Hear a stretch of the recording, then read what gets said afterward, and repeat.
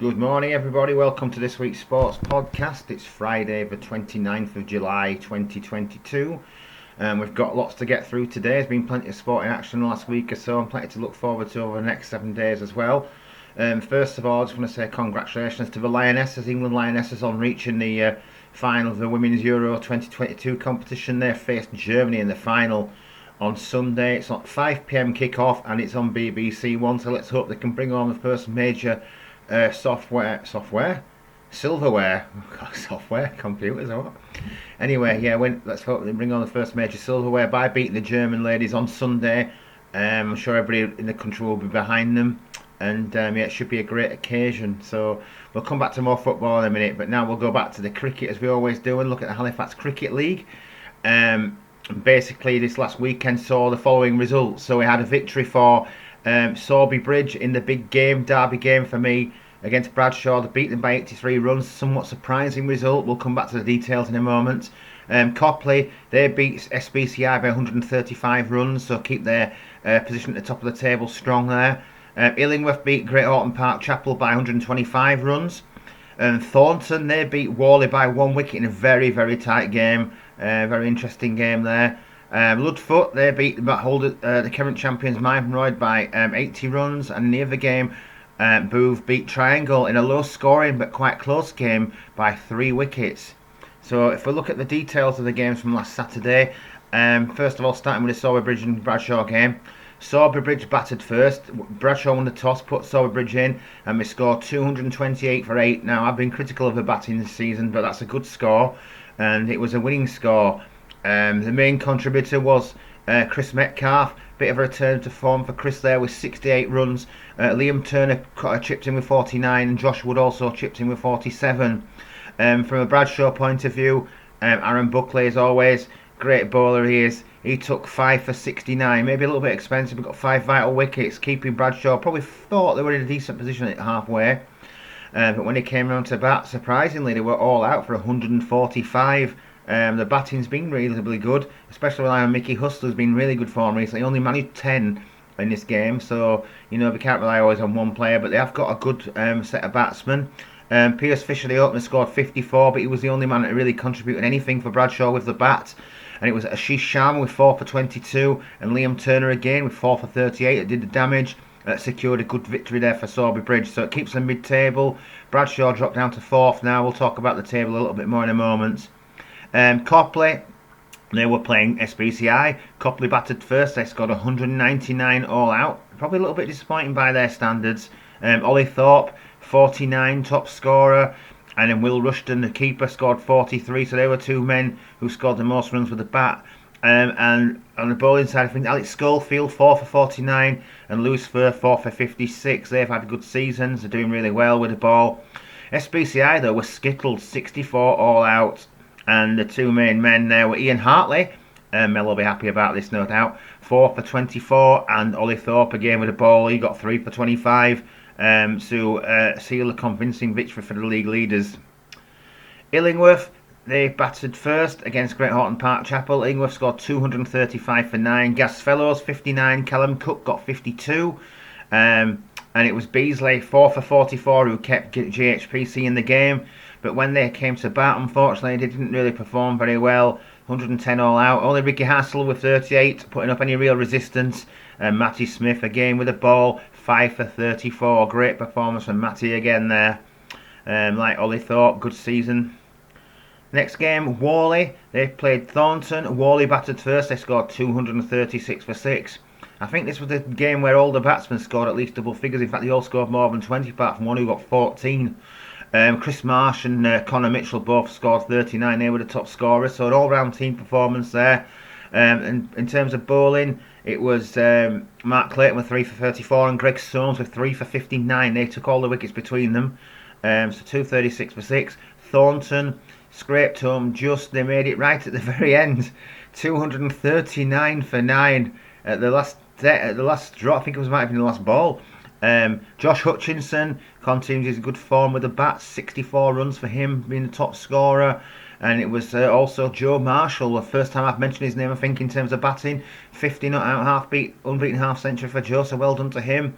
and they were the main men who actually saw Thornton. So that very, very tight result there.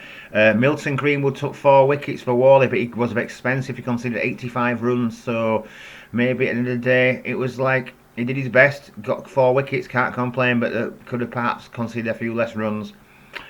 So a good result there for Thornton.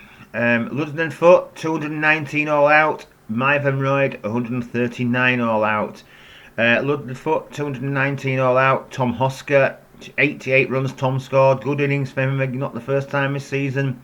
That was the only thing of note really in that innings. For Myvan Royd, when they battered, we had a bit of a collapse, shall we say. They were 54 for 7, so we did well to pull it round to actually get to 139 in the end. But the tail, not the tail end, but the lower middle order, it was Tawfiq Ahmedi got 36 not out, and Amjid Azami got 34. They pulled it round, and it was Tom Stott who took 5 for 46 for Ludfoot, who won them the game really. So it's a good result for Ludfoot. Not so good for Myvan Royd. Sort of like they've been doing well recently, but hopefully they'll pick up again in the near future.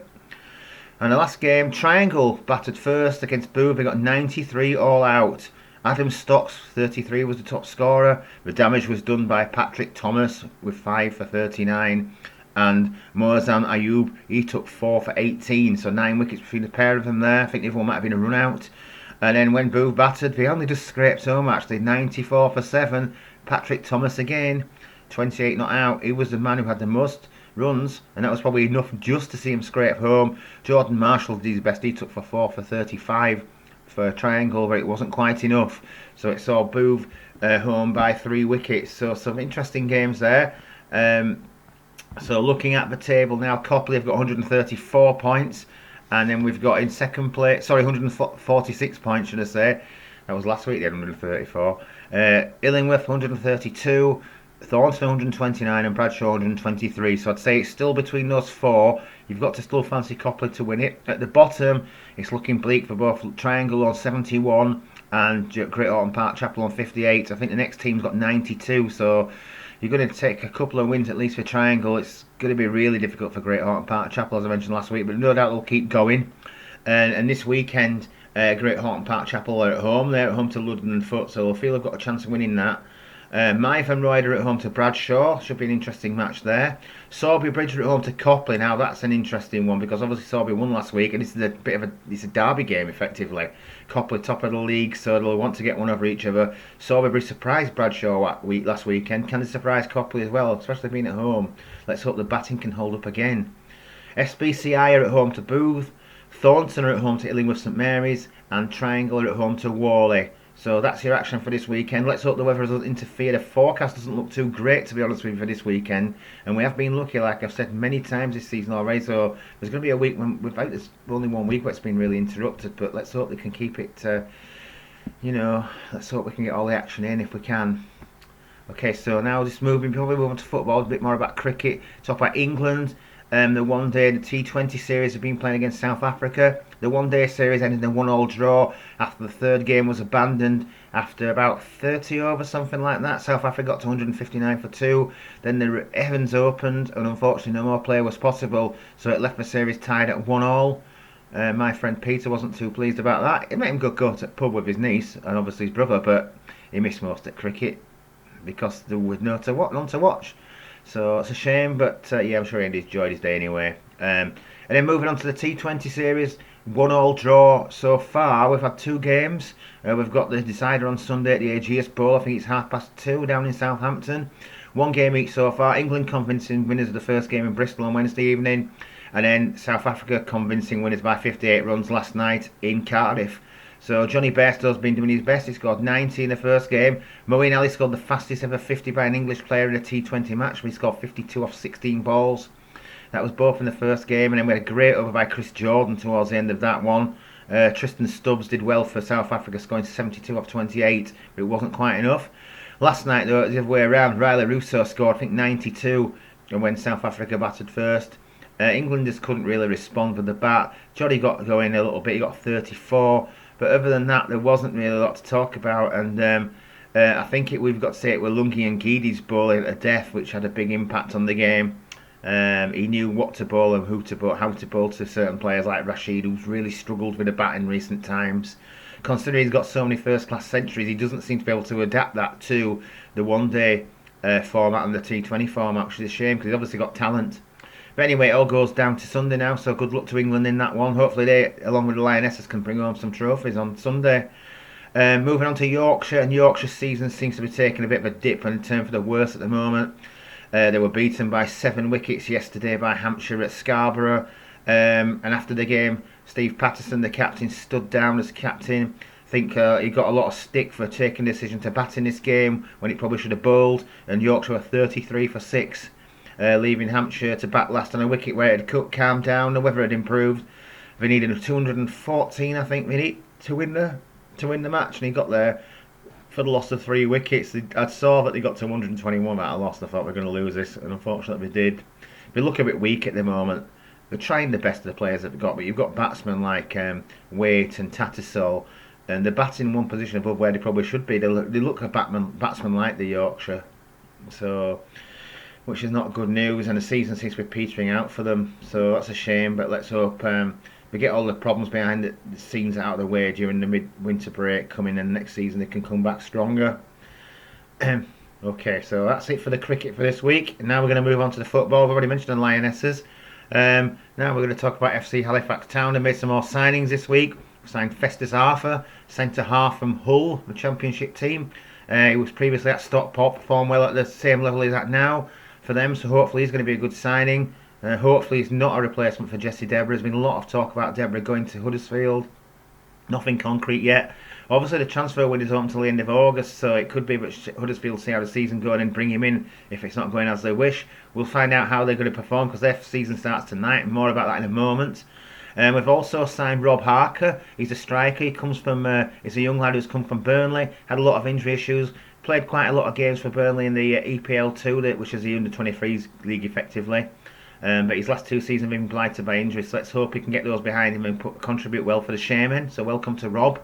And the other side I need to mention now is one that's been talked about for quite a while. It's right back Sam Minihan. He's joined us from Stockport. So a lot of people are saying we're now called Halifax Town or whatever they were called that. I don't know, some kind of combination of that anyway. But we are like Stockport's reserve team.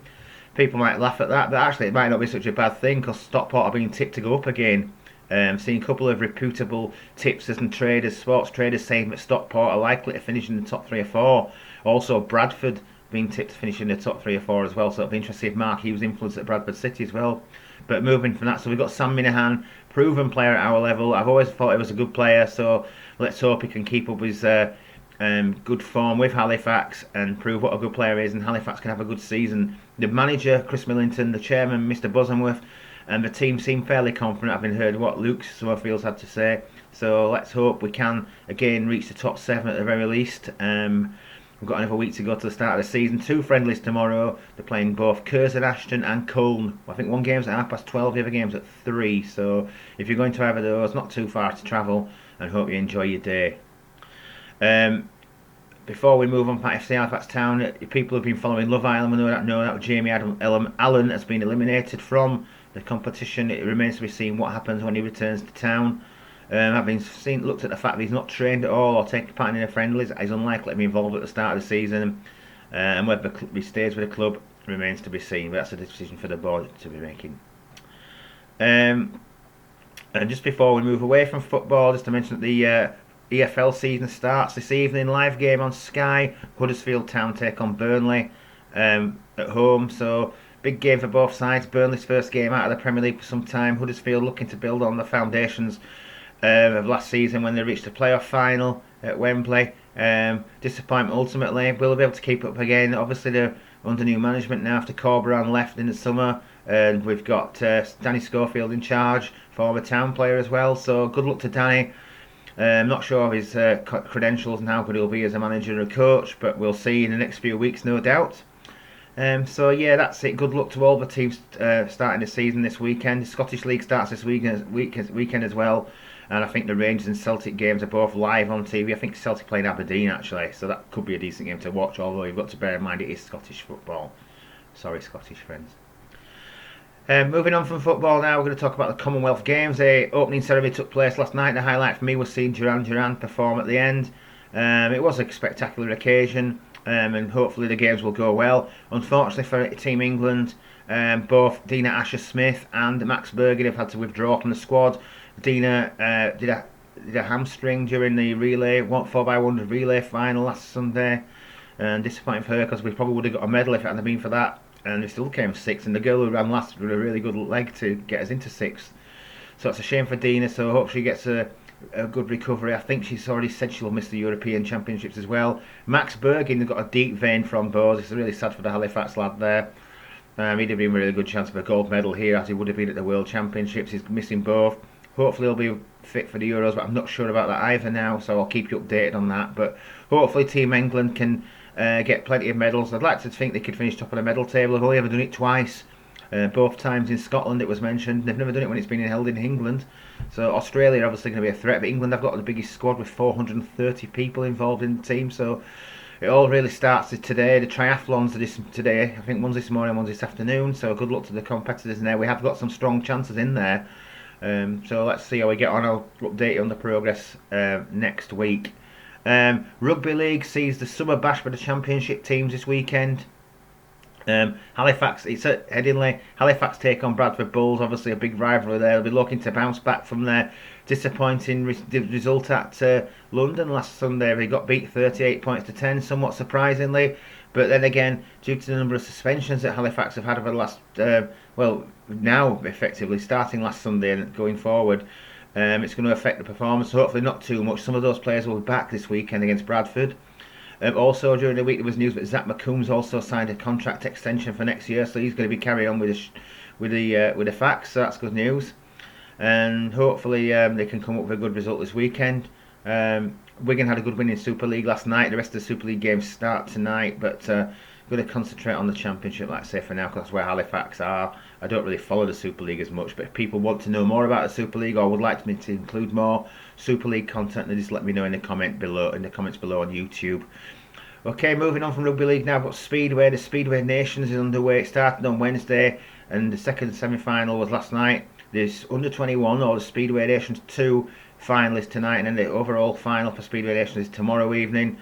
Team GB, defending champions, scraped through last night after going through a race-off and beating France. Thankfully, Ty Wofford and Dan Bewley managed to score a 7-2 over David Bellego and Dimitri Berger to see them through, but it was touch and go at one point. It looked like they might have gone out and lost the title immediately, which would have been really, really disappointing. But Poland also struggled on the first semi-final. They had to go through a race-off and they beat Germany in that. I think it was Dudek and Schmarzlik who beat Huckenbeck and Nick Bloodhorn in the race-off there. So Bloodhorn did well actually. He's only 17, remember, right, for Bellevue. So that's good for experience for him. But tonight, obviously, we've got the under-21s. See how Great Britain get on in that. I'd like to think they'll do well. Whether they'll win it or not, I'm not sure they're strong enough to win it. Poland are probably the favourites. There's been a lot of complaints about the track after the first two nights. The quality of the racing's not been very good, and the crowds have been absolutely abysmal. I managed to watch the final last night on a live stream, and there was nobody there basically. But because Denmark aren't in it until tomorrow because they've seeded to the final, Danish people don't want to go and watch other countries. They only want to go and watch their own. I'm sure it'll be full tomorrow night, and they'll be feeling they've got a really good chance of winning, which they have with the quality of riders they've got. Mac Mickelson, Thompson, and Leon Madsen. That's a great three-man squad, and I'm sure they'll be the favourites to go tomorrow. Great Britain obviously will be hoping to defend the title, but I'm not that confident after last night. Robert Lambert rode really poorly. I've got to say, we're disappointing. Ty rode well. Dan Bewley did well when he came in. But, yeah, they just scraped through. That tape exclusion that Robert Lambert had against Italy was a disaster, really. At one point, I thought that was going to be putting us out. But, anyway, we got through, thankfully, and they've got a chance to defend the title tomorrow. But, like I say, Denmark, Poland, Sweden, Team Great Britain, Australia, and the two surprise packets, really, have been Finland and the Czech Republic. Czech Republic last night were fantastic. Václav Milik is a real enigma. He was brilliant last night. He's normally rubbish, to be fair. So, but hey, he showed a lot of potential when he was younger. Gone nowhere, and last night he was good. Maybe it was a track condition that suited him. I don't know. We'll see what happened. Finland, real surprise there. Timo Lahti, we know what he's capable of. He's not a real top rider, but he's got a lot of experience in big meetings now. And Salonen, I didn't really know much about him, but he rode well as well. So Yeah, some of the Grand Prix riders got outshone in these semi-finals, but then again, you've got to wonder they've not got as much to prove as some of the other riders. Like Luke Becker over the USA did well. He got to prove. He wants to probably show that he's worthy of a wild card for the Grand Prix. He's not far off now, I suppose. He's done well for Wolverhampton, so we'll see how he goes in the next 12 or 18 months and whether he can actually get into the Grand Prix at some point. Okay. Just to mention about Speedway still before we move on, Bellevue had a convincing victory on Monday night. They beat Peterborough by 63 points to 27. Special mention to Tom Brenner. I think he scored 13 points or 13 in the bonus. What a great performance. That must be his best score for Bellevue, I think, so far. I think he's been helped with his partnership with Matty Zagar. His return to the club seems to have boosted the team spirit as well. They all seem to be in a very good, confident mood. The home form's been fantastic, which is the one thing that's been perceptible in the last few years. It's the away form this year. It's letting him down a little bit. Good result also for Wolves. They won convincingly and ended up against Kings Lynn. I think it was 49-41. Thomas Jorgensen going through the tapes in Heat 14 certainly didn't help Kings Lynn's chance of getting a point, and he didn't get anything out of the mean, so he's got to be disappointed with that. He scored 5, he got 14 the previous visit. It was really disappointing, really. He had a great ride in Heat 2, and after that he did nothing. It's difficult from Kyle Howarth did well as a guest for them, but overall he just fell short. Richard Lawson got going, but not at the start of the meeting. Just to mention as well before we move on, it's the British final at the National Speedway Stadium, Manchester, on Monday evening. Dan Bewley's riding in that. He's got to be the hot favourite, I would say. The Bellevue lads will fancy themselves of having a chance of getting on and roster as well. You can never count out Chris Harris, so we'll see what happens with that. But yeah, Bewley's probably the favourite. It'll be good to see him riding again back in Manchester. Next on the subject, stock car racing, and this weekend it sees the first semi-final of the World Championship. But last weekend was the European Championship. There's been all sorts of controversy surrounding the event. The result was changed 3 days after the event. It was declared that Carl Hawkins had won, but after looking back at evidence of lap scoring and also on the MyLaps transponders, it would appear that Carl was actually behind. He wasn't in the lead, and the result's been changed. So your new European champion is now Frankie Wayman Jr. His daughter Phoebe was second. His son Frankie Jr. Jr. was third, and Carl Hawkins, who is technically his son-in-law because he goes out with Phoebe, he's fourth. So it was like a family day out for the Waymans. Controversy was Ryan Harrison in the lead, taken out on the last bend or last two bends by Charlie Sauder. It would appear baby Charlie Sauder was a lap down. Nobody knew at the time. Charlie thought he had a legitimate claim to take Ryan out, which he did. Ryan got a bit upset, chased down, hit the stationary car. Ryan appears now to be banned and is not in the lineup of bookings for tomorrow evening at the semi-final, where he's supposed to be on pole position at Odsal. If he's not in it, it'll be a gap at the front and there'll be a reserve point at the back. 2 or 3 other drivers. Joff Gibson has withdrawn due to not having a tarmac car, being on holiday and feeling it was best to give up his place to give someone else a chance. Courtney Finnegan doesn't have a shell car. She's not booked in, so it looks like she's not taking part. And Will Yarrow's basically retired. He sold his cars. He hasn't raced this season, so he qualified from his scores last season. So it looks like he'll be withdrawing. So there'll be 3 or 4 drivers missing. So we'll see how it looks, but it's disappointing. It's all a bit controversial. Many people have different views on it. It'll be disappointing that if Ryan can't take part in the semi-final. One thing to mention about tomorrow is that before the meeting there is a demonstration between Andy Smith and Stu Smith driving 2 of the refurbished cars from their father, Stuart Smith Senior. So that'll be great if you're a big Smith fan or you just like to see those cars again. That's a great thing to see before the meeting starts.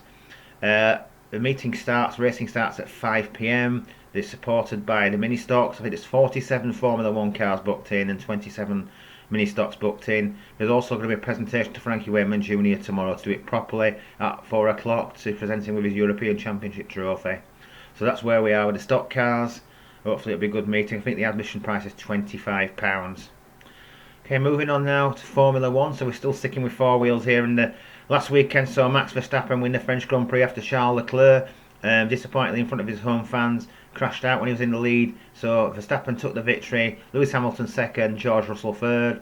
This weekend sees the Hungarian Grand Prix. It's the last Grand Prix before the summer break. The next Grand Prix after that is on the 28th of August. So summer break coming up there. It looks like Verstappen's going to retain his championship the way it stands at the moment. So yeah, I think that's where we wrap it up really for this week. I don't think there's anything else I really want to mention. It's taken me quite a while to get through all that, so I hope I haven't bored you too much. Hope you've enjoyed watching as always. I'll be back next week. Don't forget to like, share and subscribe on YouTube and tell all your friends about this, because I do put a lot of effort into it. It takes a bit of preparation the night before, so like I say, I really appreciate that you do take the time to watch it. But until next week, I'll be back then, so it's bye from me for now.